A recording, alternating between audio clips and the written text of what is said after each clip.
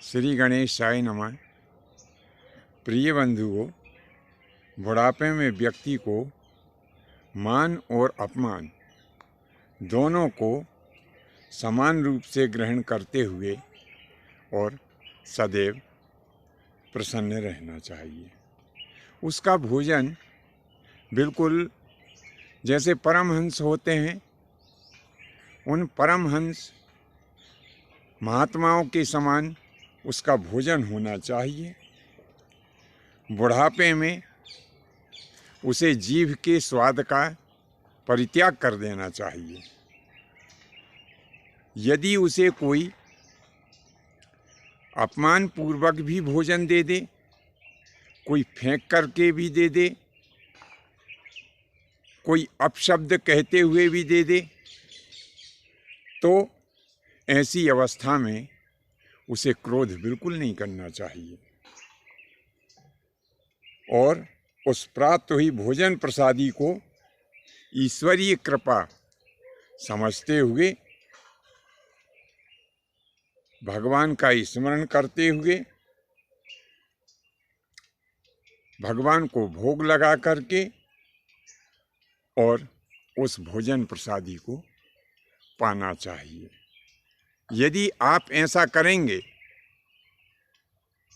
तो आपको एक बहुत ही परम सुख की प्राप्ति होगी। आपके साथ जो घट रहा है उसके लिए इसमें दूसरों का दोष बिल्कुल नहीं है, इसमें हमारा ही दोष है। यह संसार नदी के उस किनारे की तरह है, यह संसार नदी के उन दो किनारों की तरह है जहाँ पर कि एक किनारे पर खड़े होकर हम कोई आवाज़ निकालते हैं तो वही आवाज़ दूसरे किनारे से टकराकर प्रतिध्वनि के रूप में हमें सुनाई देती है। तो इसी प्रकार से हमने पूर्व जन्म में जो कर्म किए हैं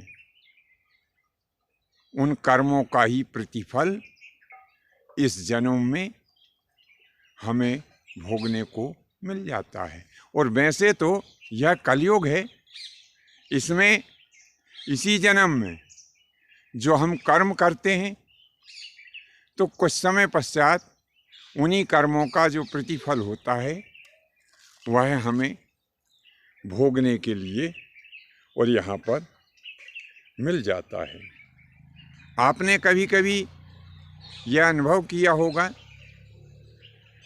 कि हमें कभी कभी अचानक बड़ा धन लाभ हो जाता है, कोई ज़मीन जायदाद रुपया पैसा जिसकी हमने कल्पना भी नहीं की है वो हमें प्राप्त हो जाता है। तो निश्चय ही हमने पहले किसी को ये सब चीज़ें दान में दी, इसीलिए वर्तमान में हमें यह सब ऐसा लाभ प्राप्त हुआ। और कभी कभी ऐसा भी होता है कि जिसकी आप कल्पना भी नहीं कर सकते कि आपको बड़ा नुकसान हो जाता है, कोई आपको धोखा दे देता है, कोई आपसे लड़ने झगड़ने के लिए आ जाता है जबकि आपने उसका कुछ बिगाड़ा भी नहीं है। तो ये सब हमारे जो पूर्व के संस्कार हैं उनका ही प्रतिफल हमें वर्तमान में प्राप्त होता है। तो इस प्रकार से जो यह आज का विषय है यह मेरे अपने निजी विचार हैं जो आपकी सेवा में मैंने प्रस्तुत किए हैं।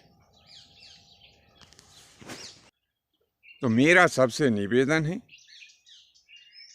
कि यह जो बुढ़ापे का समय होता है ये एक बड़ी परीक्षा की घड़ी होती है। इसमें हमें बड़े संयम से, धैर्य से, प्रेमपूर्ण व्यवहार करके और ईश्वर का चिंतन करते हुए इस समय को निकालना चाहिए। बंधुओं, आज की यह जानकारी आपको कैसे लगी नीचे कमेंट्स बॉक्स में अवश्य लिखें। फिर हम कभी नए विषय के साथ में आपकी सेवा में उपस्थित होंगे। आज्ञा दीजिए। धन्यवाद। जय माता की, जय परशुराम जी की।